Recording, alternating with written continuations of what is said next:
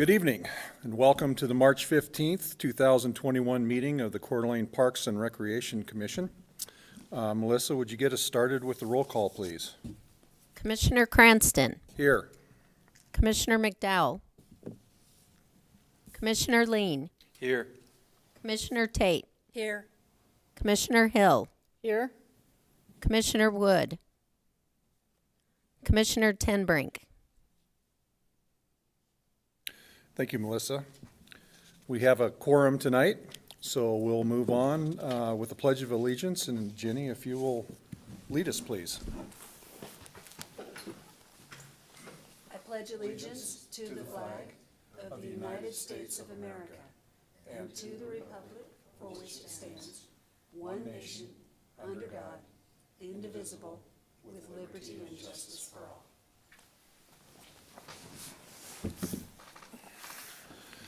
Okay. Do any of the commissioners tonight have a conflict of interest with any of the agenda items? There are none.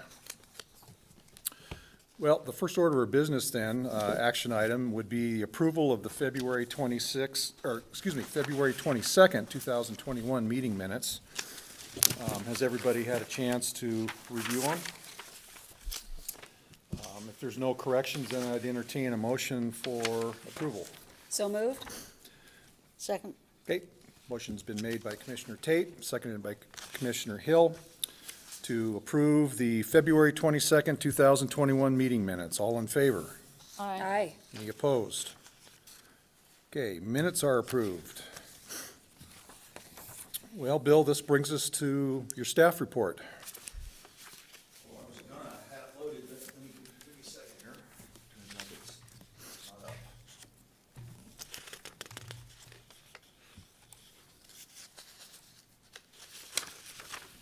There we go.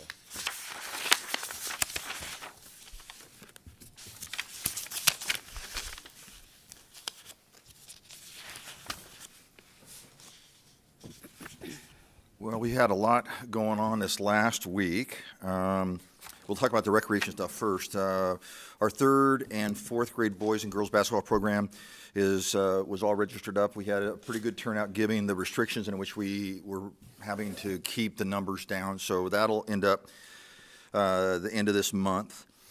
Our soccer program, being that it's outside, is a huge hit. We have over 700 kids registered. So the staff there is going to be very busy the next couple of months. Wow. Swim lessons are still going on at the Marine Center. Again, we've got some restrictions about the number of participants. And what we're doing with most of those children activities, we're asking the parents to only bring 2 people. A lot of times grandma and grandpa, aunts and uncles, other siblings like to go along. And so one child will have maybe 5 people watching, so we're asking everybody to keep it down to 2, so that's either a mom and a sibling or the parents or however they want to work that. But so everybody's been complying pretty well with that. Had a few people not happy about it, but they understood the reason for it. And then we've got a new program, I think I referenced this before, called the Mini Music Makers with the Music Conservatory. They're just north of the company, or the county building right there. So they're doing some registration through us as well. So we're having kids from 18 months to 6 years old. So I guess little ones can do some percussions or something, or get a feel for, and even the vibrations of strings. I mean, there's a lot of things that even little ones, as we have a musician here, knows. So, and then we've started our adult softball registration, and we expect numbers to be pretty big, just like the soccer, because it's outside. So we think those numbers will be pretty good size. We had an internal hire. There was one of our maintenance workers, Barry Porath. He's been with us for a little over a year and a half now. He was the choice for us to move him up to a lead worker position. Barry will be in charge of the waterfront, new Atlas waterfront. So we've moved some of those parks around a bit. They'll be responsible for the Riverstone, Atlas Mill, the Celtice roundabouts, and the new park along the waterfront. And he might even pick up a piece of Northwest Boulevard. We do all those islands, so he might pick it up from about Ironwood down to about 95 or in there somewhere. We're not certain about that. But anyway, welcome aboard to him. He's a really good hand. Has demonstrated really good leadership skills. So that's our reason for choosing Barry. And one of these days I'll bring him in. I didn't think about it. He was up helping the crew on a little PowerPoint presentation, and I'll show you. So he started really early this morning on some things that's going on Tubbs Hill. And then Adam Kuritko is still buttoning up a few things left on our new CXT restroom in City Park. There are some gaskets that need to be sealed. He's working with the company, and then we're hopeful to get the sidewalk poured around, the apron around that building the first week or so in April. So it looks really nice. I don't know if you had a chance to see it or not, but it's a nice unit, and it fits into the park really well. When is NIC softball program scheduled to use the memorial facility? We haven't heard from them, so it's a good thing. We should probably reach out to them and see what they're doing. Last time I talked to their AD, it was back around the holidays.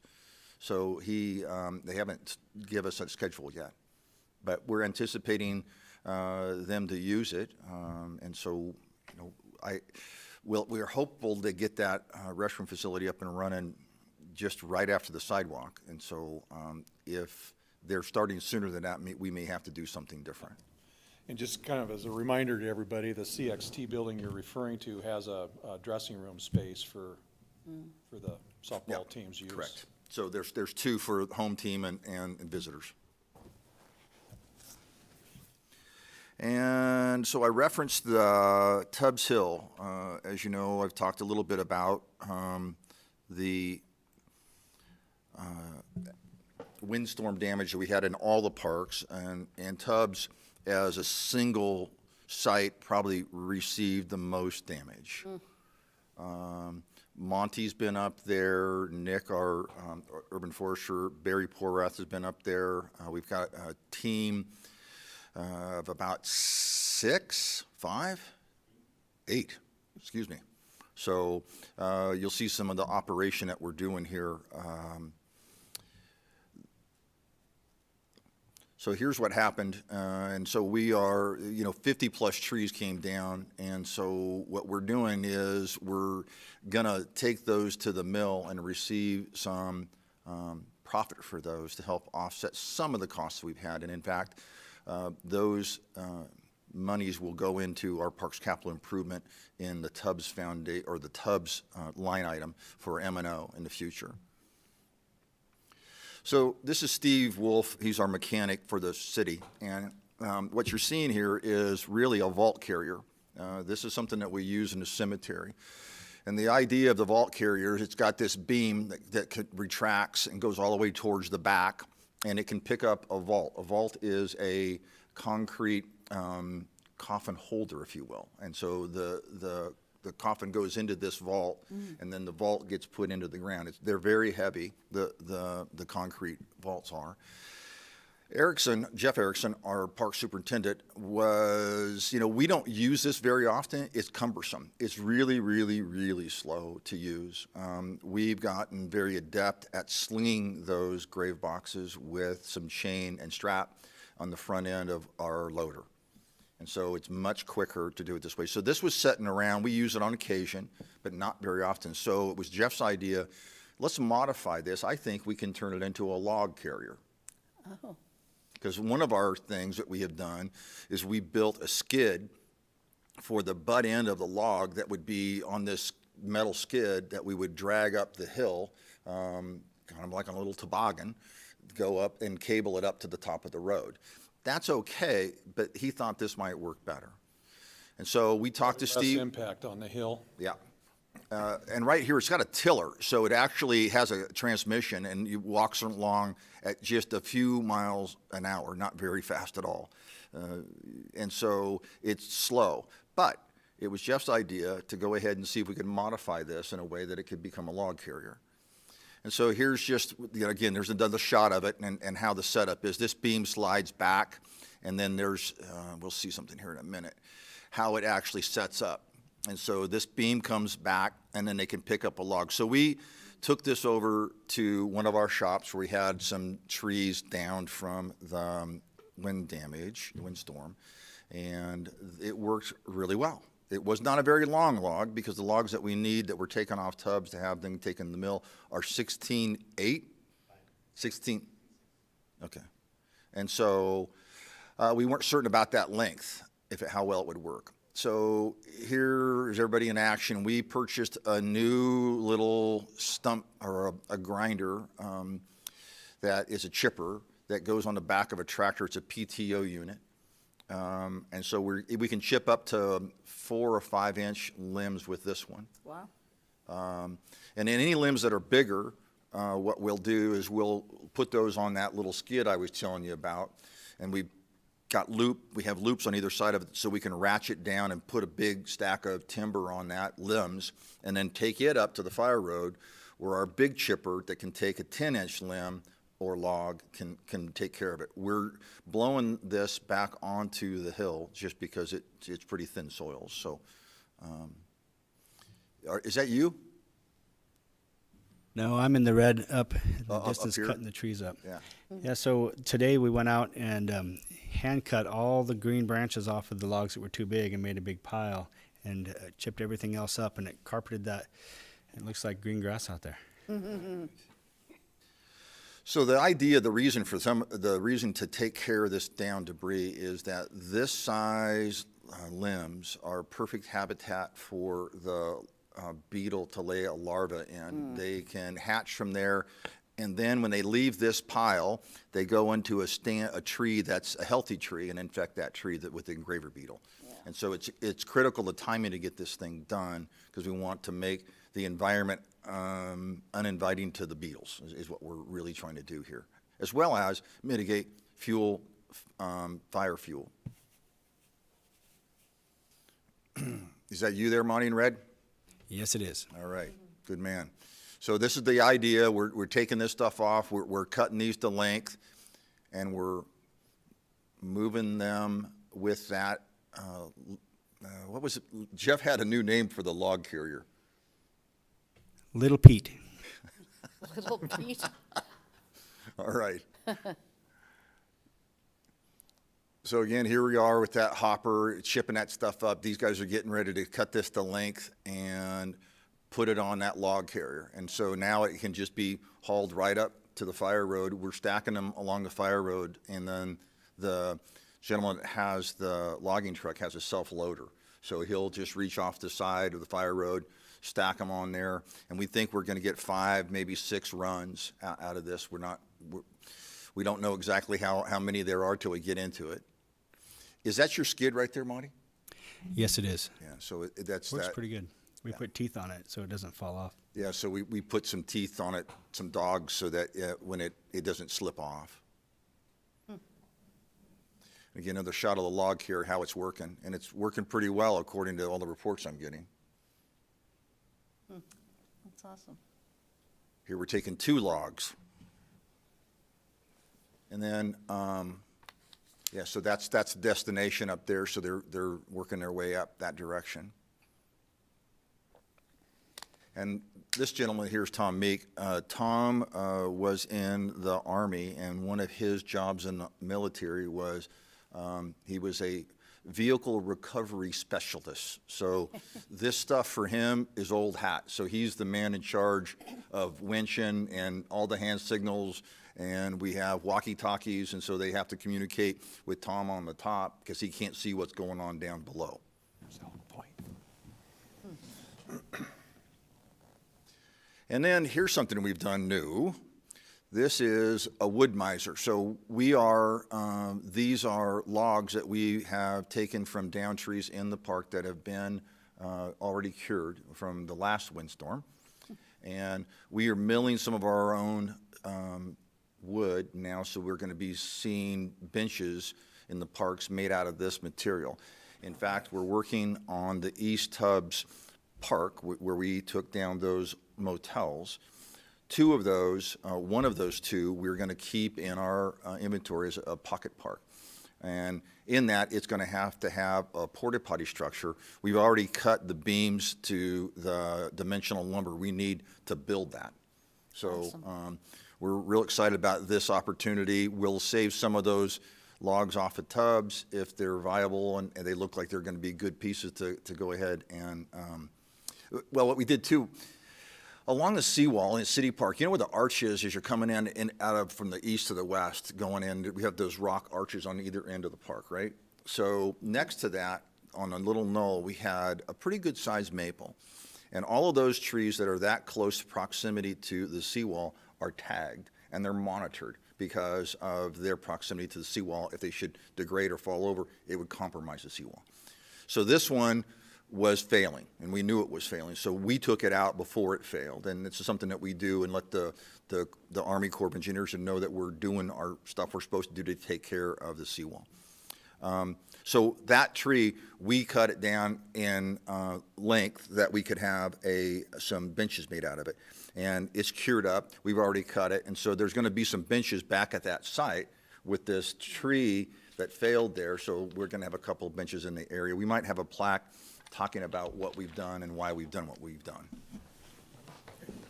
Is that called an Alaskan mill?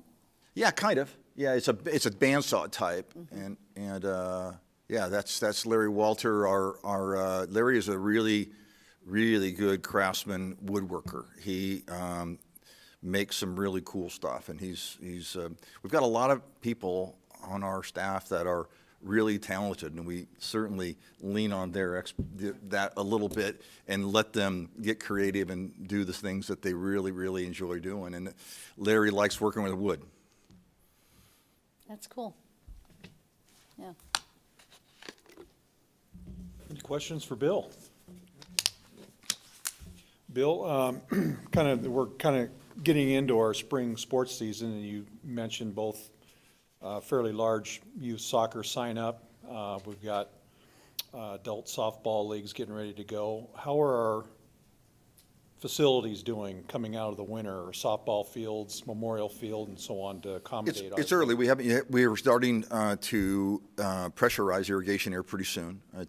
March is a little early still, but so we're getting ready to do that.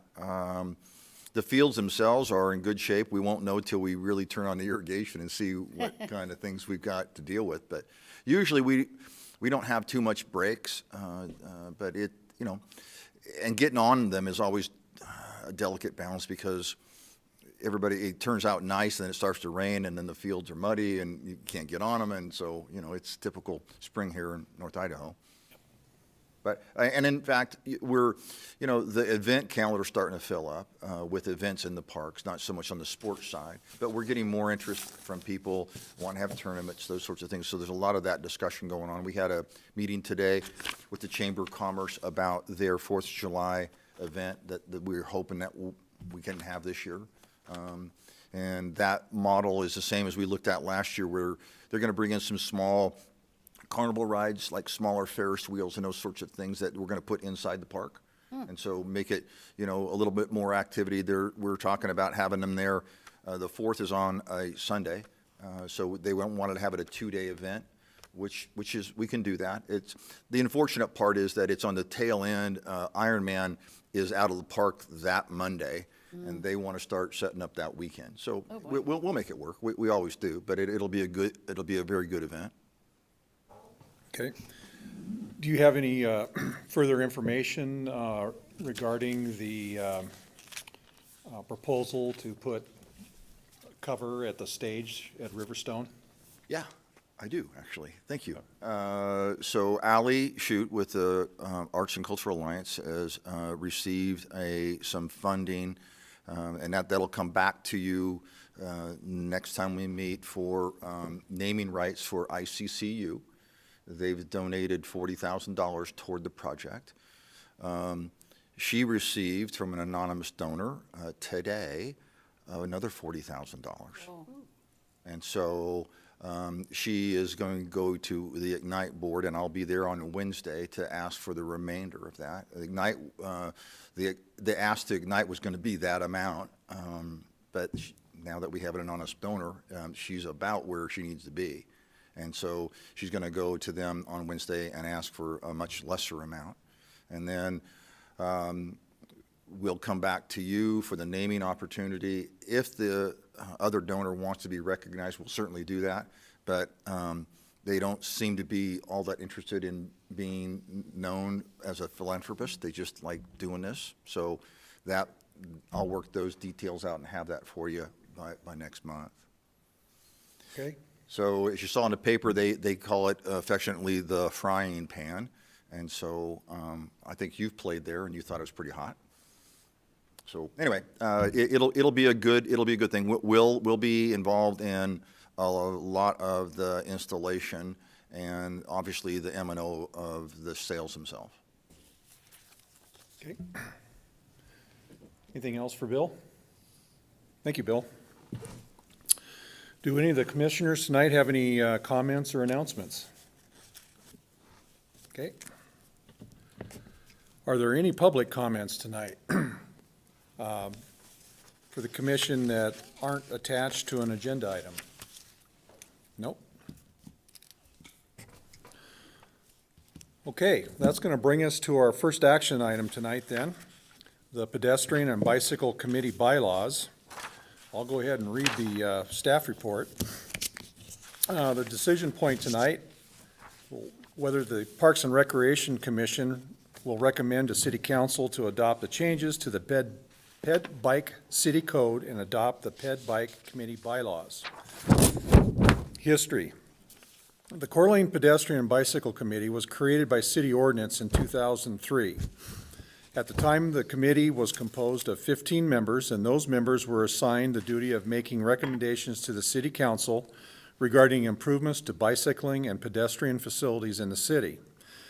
At the time, opportunities were missed in the planning stage as public and private development and redevelopment occurred. Opportunities were also missed by failure to properly implement planned pedestrian and bicycling-friendly features in actual construction. Many staff members and citizens recognized the need for help in implementing and following through with council-approved programs, such as the city's trails and bikeway plan. The committee has never had formal bylaws, only a set of ordinances to follow, and the committee has never had formal, let me back up here. The committee has never had formal bylaws, only a set of ordinances to follow, and the committee felt that adopting these ordinances into a set of bylaws would be beneficial to each new member. There are also a few changes to the Ped Bike ordinance they are requesting to help streamline the committee.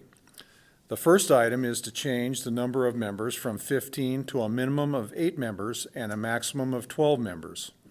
The committee felt having 15 members was unwieldy, and having less members would make it easier to facilitate discussion and to meet quorum minimums.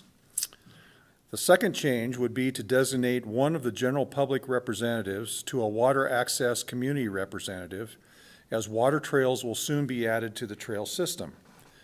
The third item is to change the name of the retired community representative to an older adults representative to ensure they are representing older adults that may have mobility difficulties and not a younger retired person.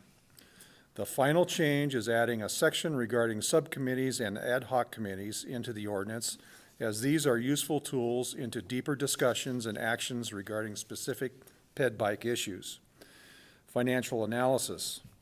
There's no direct financial impact on the city other than staff time to change the ordinances. Performance analysis. The changes to the ordinance and the adopting bylaws will help streamline the function of the Ped Bike Committee, as well as provide a clear outline for all new members to follow. The formal bylaws would also be, word for word, the same as the ordinance. Again, the decision tonight would be whether to recommend the City Council to adopt the changes to the Ped Bike City Code and adopt the Ped Bike Committee bylaws. Welcome. Thank you. If you would just state your name and you have the floor. Okay. Anything you would like to add? Thank you for having us. My name's Kim Golden. I'm on the Pedestrian Bicycle Advisory Committee. I also served on the subcommittee that drafted the bylaws. I think the staff report here does a real good job of outlining what we're proposing and why, I might just emphasize that, you know, our committee, like a lot of committees, was going through kind of some strategic planning and some growing and wanting to recruit new members and everything. And we thought one of our first steps was to look at our bylaws to see if they needed to be revised. What we found out, like this said, was we had no bylaws. So for a period of 18 years, we were working off of the city code. In addition to not having bylaws, we discovered there were some items that kept coming up at our meetings that weren't even included in the city code. We were always asking, for example, does our city representative have a vote on the committee? You know, do we have a quorum tonight? Well, how many do we need for a quorum? You know, basic operational questions like that. So the vast majority of our bylaws is exactly like the code, word for word. We just put it in the format of bylaws, but then we added a few items that kept coming up that we wanted to be able to have in one place all the time, whether it's a new committee member or just operational questions or whatever. So that's how we came up with it, and that's kind of what it looks like.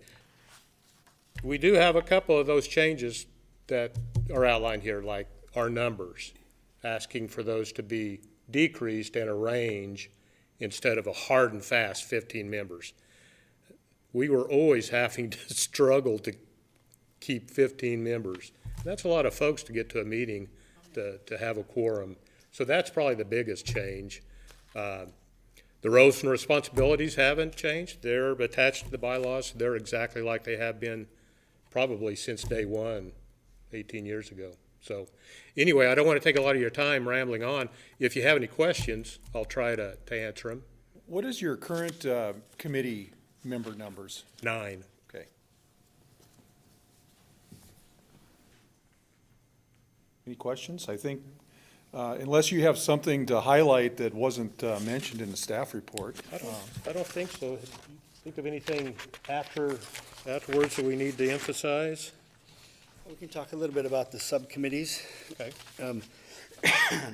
We do have the members get together, small 2 or 3 people groups, and they talk about different important items such as infrastructure. They'll get together and talk about the need for a bike lane here, a trail connection there, signs. Intersections is the biggest one we're focusing on now as far as trying to reduce the number of bike crashes and pedestrian crashes. Trying to figure out treatments for those intersections to recommend on. We also have an education committee and a advocacy. So we try to cover all the bases and all the steps for a bike-friendly community or for Safe Routes to School. They ask for all those different things in a ped bike committee to promote your bicycling and pedestrian in the community, to build for it, to have laws for it. We also have an officer who comes periodically to update us on stuff. So we try to cover all these bases to get a nice, educated, healthy system for all the pedestrians and bicyclists out there. And ad hoc committees are generally things like when we're going to apply for bike-friendly community status or walk-friendly community status. And we'll get together intensely for a while to hash through some of those details. Okay. It's a good way to organize a committee. Yep. Bylaws are good. They do come in handy. Anything else? Thank you. Okay, thank you. Oh, it looked like very well organized and thought out, so I think it'll be a very, very helpful document for you. Appreciate that. If there's no further discussion, then I would entertain a motion. I would recommend to City Council to adopt the changes in the Ped Bike City Code and adopt the Ped Bike Committee bylaws. Is there a second? Return. Second. Motion's been made by Commissioner Tate and seconded by Commissioner Lean to recommend to City Council to adopt the changes to the Ped Bike City Code and adopt the Ped Bike Committee bylaws. Is there any further discussion? All in favor? Aye. Any opposed? Okay, that moves forward unanimously. Now, does that go go to general services then, before council? Correct. And their next meeting would be next Monday? I think it's next Monday. Okay, Is it, Mel? I don't think, there's it's another 2 Mondays out. okay, It'll be in April. got it. Yeah. Okay, very good.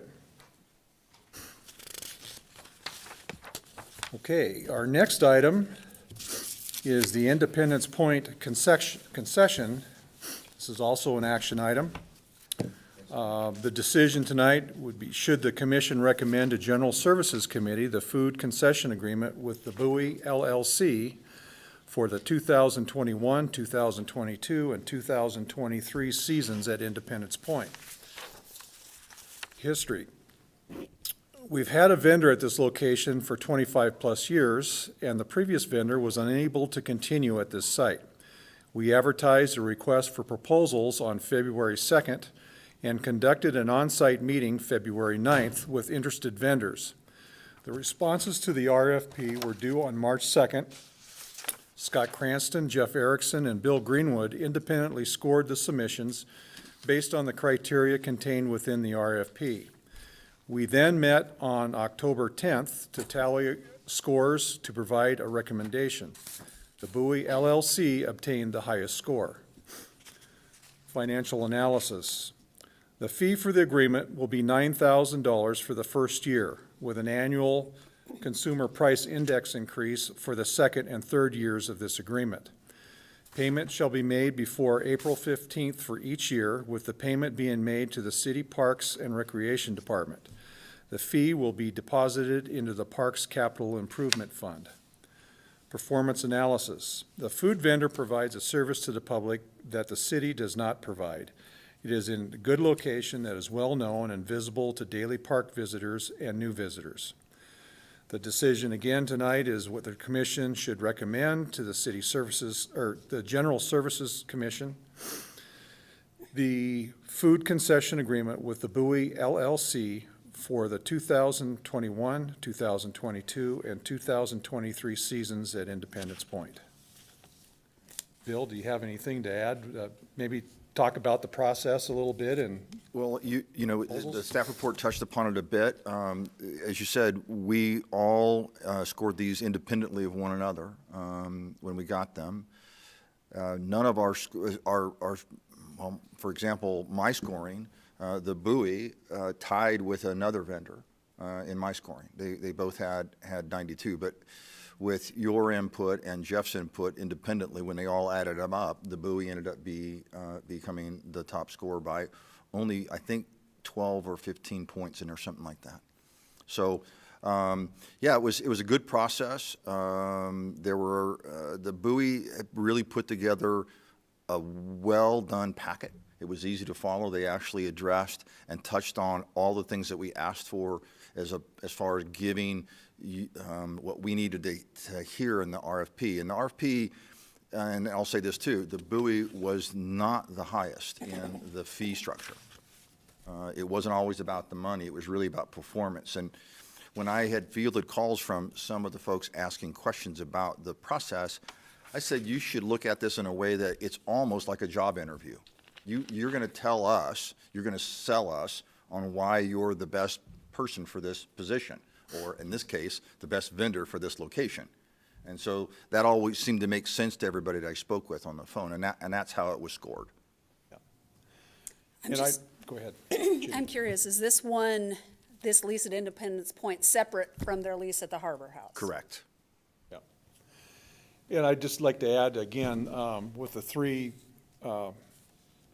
people that were evaluating all the proposals, it was done objectively as we could, and scored it under 5 different categories on how well and how detailed they've responded to what was being asked for in the proposals. So when we came together, then we totaled up each one of those categories for each of the proposals, and that's how the results were derived. Yeah.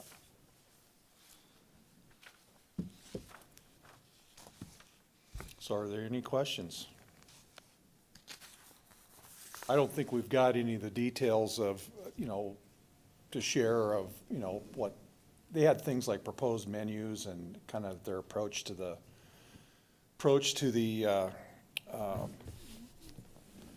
being a vendor there, hours of operation.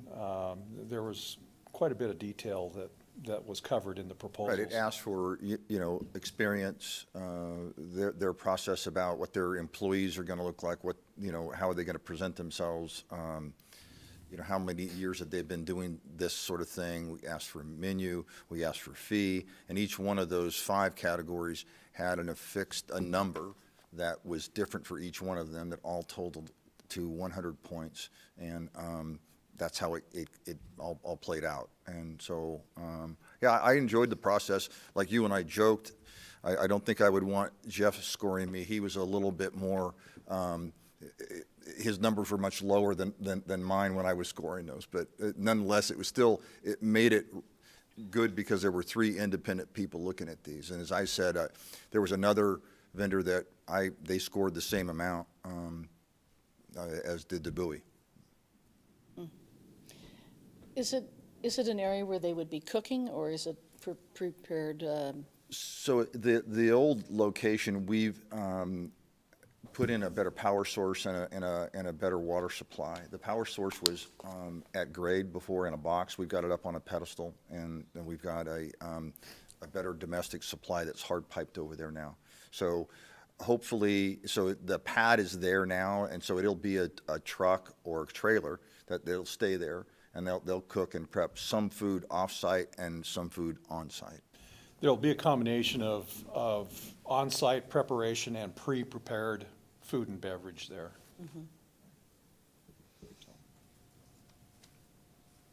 Be interesting to see if they have a theme or what will be different than the Well, other location. different than their other menu. It has burgers and that sorts of things. This one of the things they looked at were some sort of noodle bowls and some chicken wraps and some things like that. A little bit lighter fare, maybe, if you could say those were lighter than a hamburger, I guess. But, yeah. Kind of a menu that suited itself better to a grab-and-go type of Right. Yeah. type Right. of a menu. Yeah, that's probably a good assessment. Yeah. Any further discussion? What's the commission's pleasure? Well, I would make a motion, the commission should recommend to the General Services Commission the food service concession agreement with the Bowie LLC for the 2021, 2022, and 2023 season at Independence Point. Is there a second? Second? Motion's been made by Commissioner Lean and seconded by Commissioner Hill. Recommend to General Services the food concession agreement with the Bowie LLC for the 2021, 2022, and 2023 seasons at Independence Point. Is there any further discussion? All in favor? Aye. Aye. Any opposed? Okay, that motion moves ahead unanimously to General Services. Thank you. I guess our final item tonight then is, this is an information only, but it's a discussion of this group's Right. bylaws. Speaking of the bylaws, Park and that's exactly Recreation right, Commission.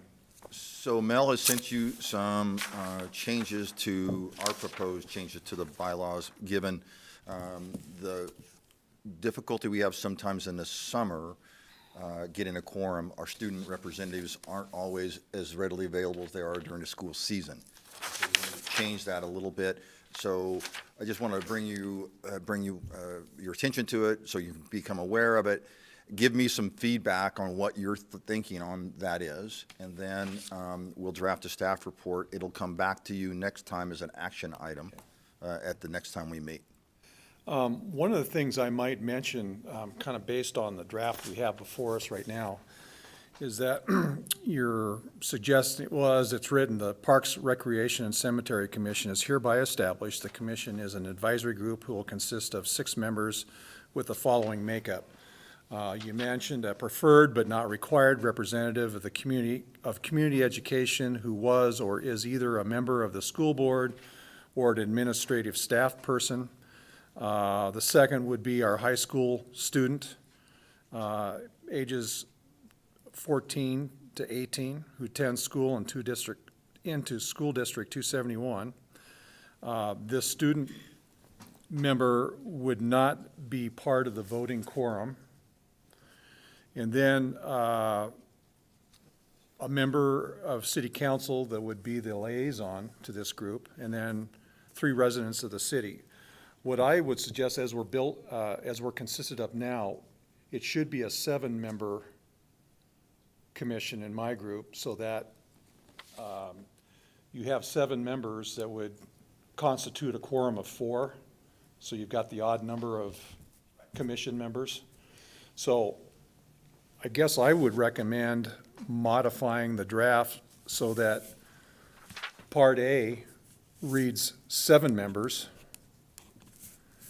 And then under Part A, Item 4, instead of 3 residents of the city, it should be 4.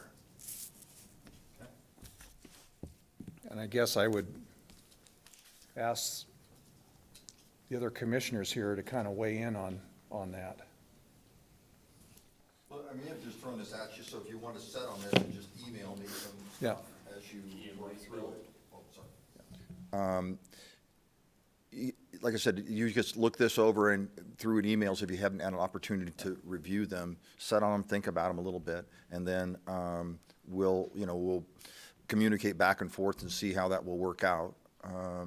How we can bring it to you I will review this with you before I bring it forward as a staff report to make certain we've got everybody involved in this. I don't know if Commissioner McDowell is looking at this stuff either. He had some interest in this.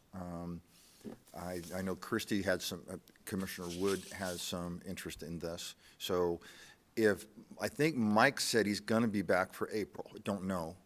I think that's what he told Mel. But if he's not back, I might consider holding back a little bit until we get everybody here, just so that they all have an opportunity. Or, in fact, if they're still on the road and at least they communicate with me that here's what they like and don't like, that would be fine too. I just like them to be able to have an opportunity to weigh in on it. Right. So the commission as it stands now, and including the student representative as a voting quorum member, we are a commission number of 8 right now. Is that correct? Correct. Okay. Are you anticipating that we might have any agenda items for our April workshop? We will. For the shade structure that we talked about earlier will be on your agenda for some naming rights for that site at Riverstone. Okay. Well, hopefully we can have Mike and Christie back in time for the Well, again, April workshop. What I would like to do is maybe bring that back as an agenda item on the workshop. Okay, I can do that. That way we can cover some of the items and information in there so that we can bring it back to next month's regular meeting. Okay. Can I ask, oh, I'm sorry, go ahead.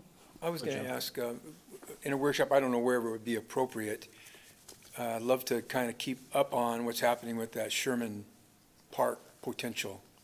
And I don't know if that'll get too far out in front where it's all done before we have a chance to look at it, or what the thoughts are there. You'll hear more about it as it's coming forward. We've yet to really identify all the work, most of the work is going to be done in-house. And so the street department has a hand in some of this, and then our department has a hand in some of this. Well, what I bring up, there's some real opportunity there, and including, do we look at changing parking on the street there?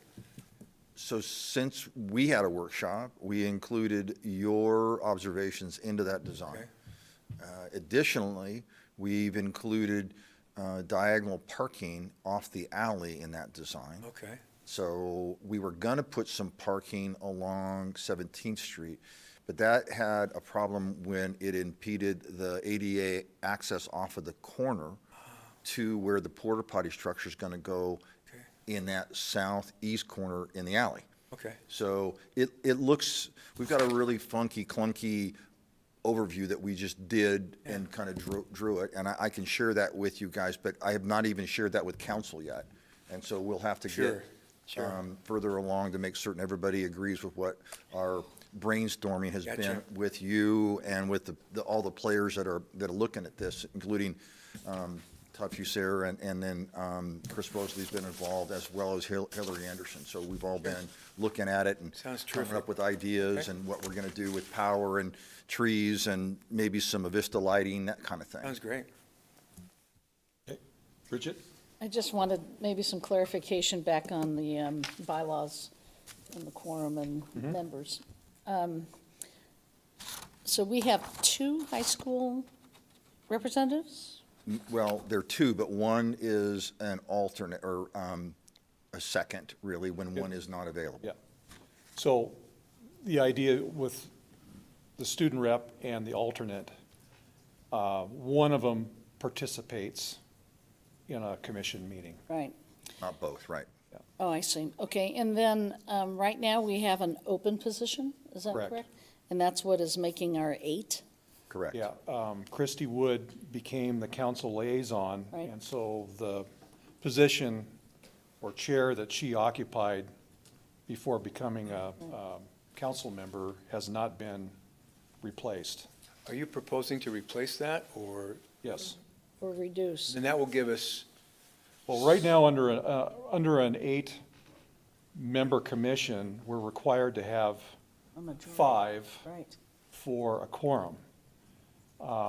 If we are a 7 voting member, then that quorum becomes 4. right. and that is the student position that becomes, they can vote, but they don't count as part of the quorum. Yeah, they're not a requirement for the quorum, because as Bill said, that as we've seen in our summers, they're gone from school, and they're not here Right, to right. participate, so.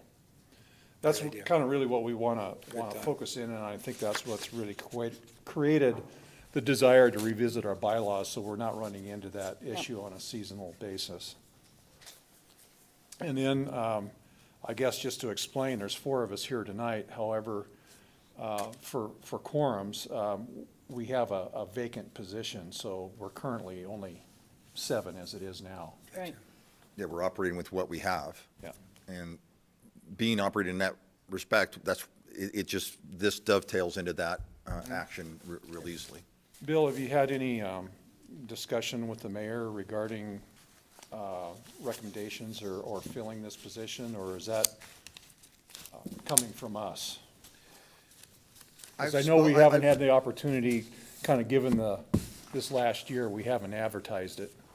The mayor and I have not spoken specifically about this item. I have spoken to our legal department about this, and the reasons why the need for the change was really about the summertime, and everything that you talked about sums it up perfectly in that, we just won't fill that, and we'll keep it at that 7, and then it allows us to have a quorum like this evening. And that happened a lot. We didn't meet much last year because of the pandemic, but previously, as you recall, there have been several times where we didn't have a quorum. And so it just helps us do business better.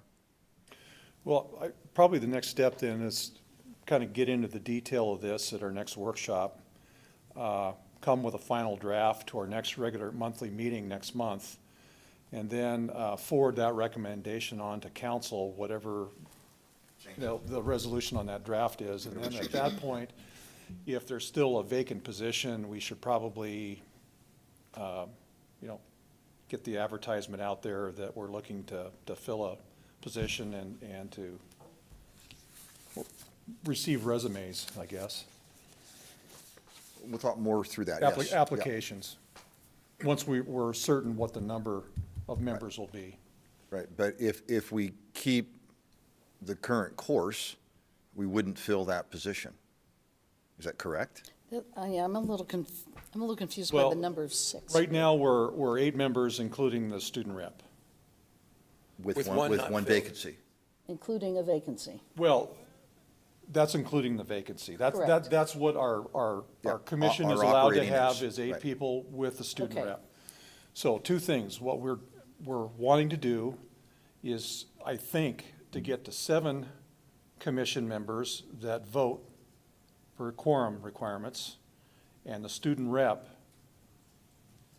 would still be the 8th person, but they wouldn't constitute the quorum. Well, we'll talk more about this in the workshop, because really, the way I see that is a little differently.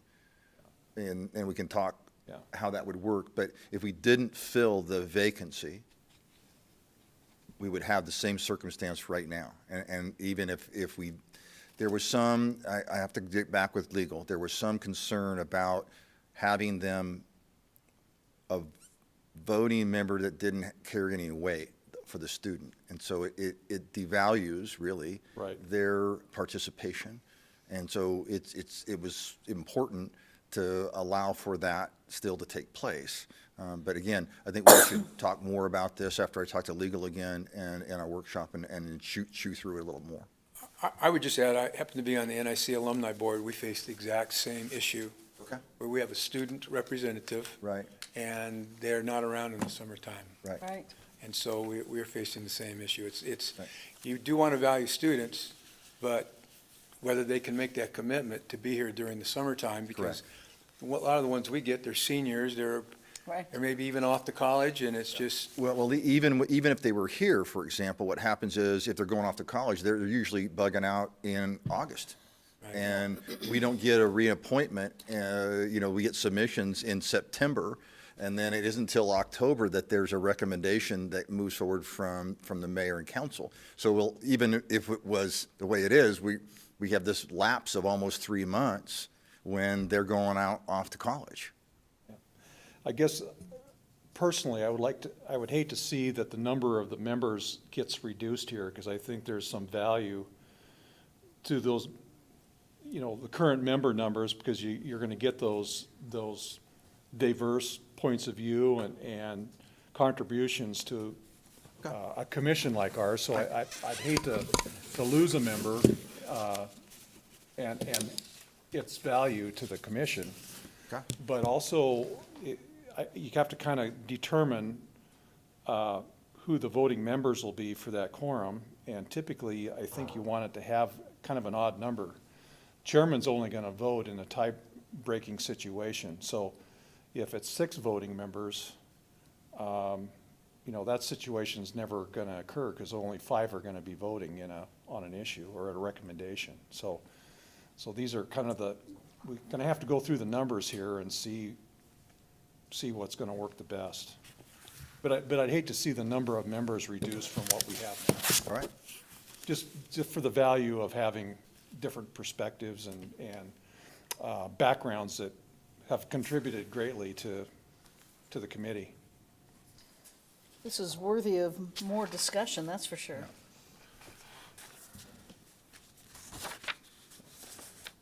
Any thoughts, Ginny? I agree, we have a lot of trouble getting a quorum during the summer on the student reps. That has been a continual problem. So I think we do have to change our approach. Okay. Last chance for any other comments or announcements? Okay, I'll just make a couple of upcoming meeting announcements then. Tuesday, April 6th, 11:30 a.m. Is our next scheduled workshop. It'll be in City Hall Conference Room number 6. And then our regular monthly meeting would be Monday, April 19th, 5:30 right here in the library community room. So with that, I'll entertain a motion to adjourn. You want to keep going? I move that we adjourn. Okay, is there a second? Second. Motion's been made by Commissioner Hill and seconded by Commissioner Tate to adjourn. All in favor? Aye. Thank you, everybody.